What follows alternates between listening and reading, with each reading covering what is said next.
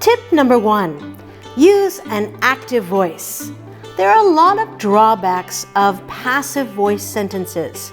For example, passive voice requires more words because you need a helping verb or namely an extra preposition. So if we look at this example, in the first example, passive voice, price changes are disliked by customers. It takes 6 words. On the other hand, with an active voice, customers dislike price changes, it only takes 4 words.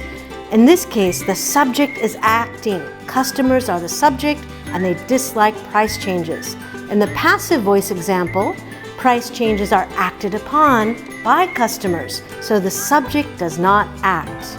In the second example, when you use passive voice, it sounds more formal and ponderous.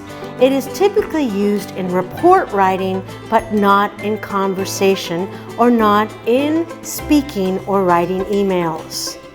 In the third example, the subject, which is the actor, is concealed.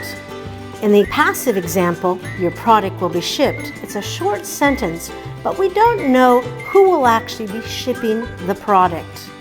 On the other hand, an active voice would be, our Philadelphia office will ship your product. Now, even though the sentence is longer by a couple of words, it is clear who the subject is, and the subject is acting, which is the Philadelphia office.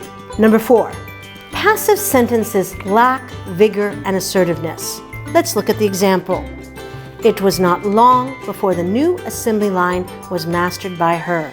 A very long sentence. Often passive voice starts with it as well. Versus an active voice sentence, she quickly mastered the new assembly routine. So that sentence in half of the words sounds much more assertive and active.